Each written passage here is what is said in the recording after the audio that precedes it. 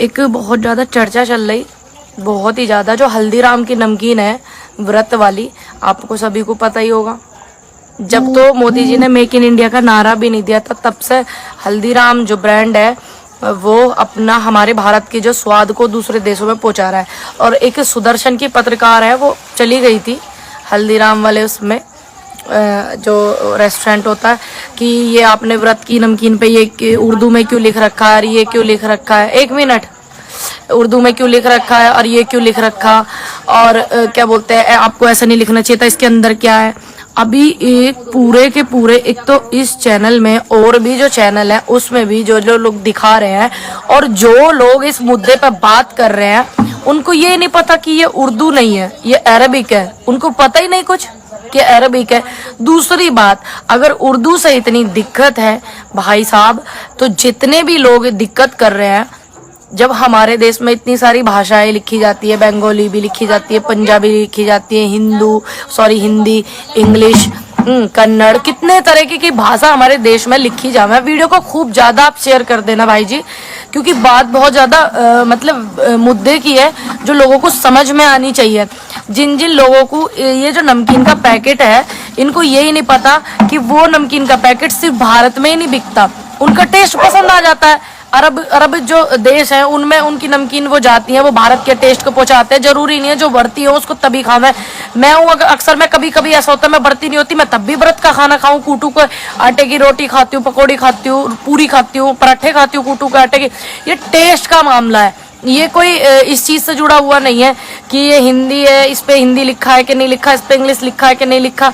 इस चीज से जुड़ा हुआ मामला नहीं है ये मामला है कि ये टेस्ट का, स्वाद की बात है। ये तो उस पे अरबिक लिखी हुई है, तो पहली बात तो उन लोगों को समझ नहीं आ रहा कि ये उर्दू है कि नहीं है, कि अरबिक है।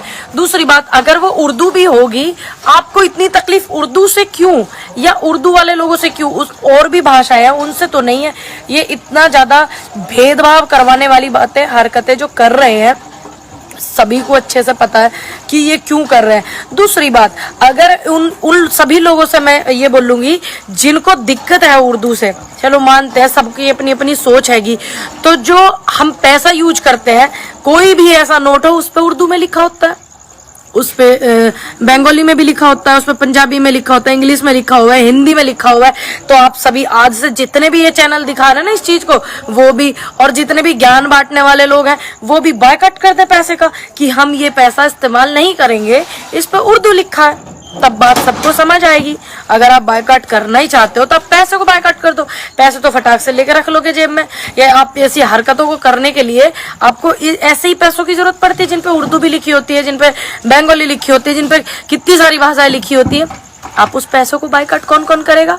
जितने लोग बोल रहे हैं, जितने लोग ये पोस्ट जो है, मेरे पास भी एक फोटो आई थी, उसको शेयर कर रहे हैं, मुझे भी भेजा बहुत सारे लोगों ने।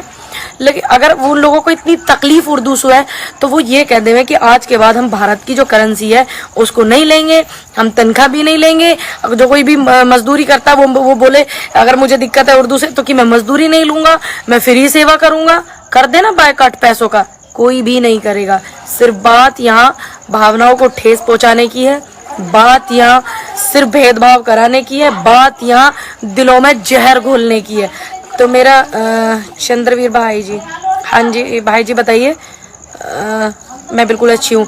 बात यहाँ पे मन को दुखाने की है, बात यहाँ इन्हीं बातों का खाने की है। बात सिर्फ यहाँ उर्दू से नफरत की नहीं है, या उर्दू पे बोलने की ही नहीं है। बात यहाँ समस्या जो है वो सभी को समझ आ रही होगी क्लियर कि बात जो है। हाँ जी मैं बिल्कुल ठीक हूँ। तो इन चीज़ों से बचना है, इन चीज़ों से हमें दूर रहना है।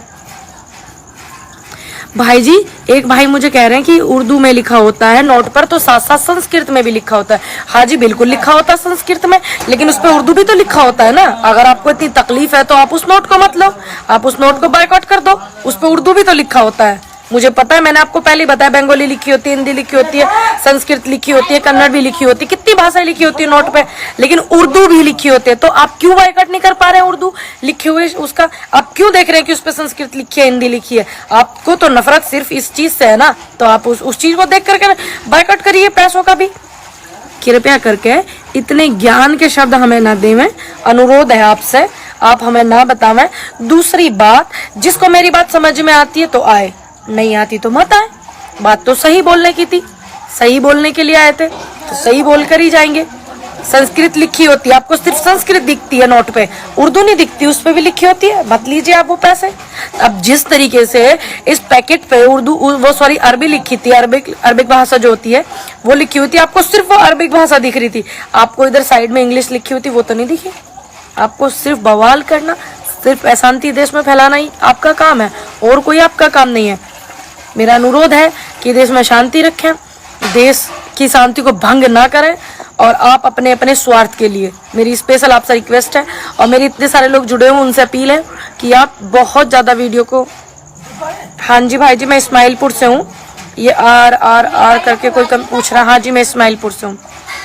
मेरा अनुरोध है कि वीडियो को खूब ज़्यादा शेयर करें, और मुझे इंस्टाग्राम पे फॉलो करें पंडित पूनम 609, और मुझे ट्विटर पे भी फॉलो करें @पूनम पंडित IND, और मुझे यूट्यूब पर भी फॉलो करें पूनम पंडित ऑफिशियल, और वीडियो को खूब ज़्यादा शेयर करें ताकि ऐसे भ्रम फैलाने वाले लोगों से, ऐसे नफरत फैलाने वाले लोगों से लोग बच सकें। मेरी आपसे रिक्वेस्ट है कि आप वीडियो को इतना ज़्यादा शेयर करें, बहुत ही ज़्यादा आप शेयर करें, क्योंकि यहाँ देश की शांति की बात है, यहाँ देश में शांति की अपील करने वाली बात है। तो मैं सभी लोगों से अपील करती हूँ कि देश में शांति बरकरार रखें, और जो ऐसे लोग हैं जो शांति को भंग करना चाहते हैं, ऐसे लोगों से दूर रहें, ऐसे लोगों की बातों में भी ना आवें। जय हिंद, जय भारत, जय जवान, जय किसान।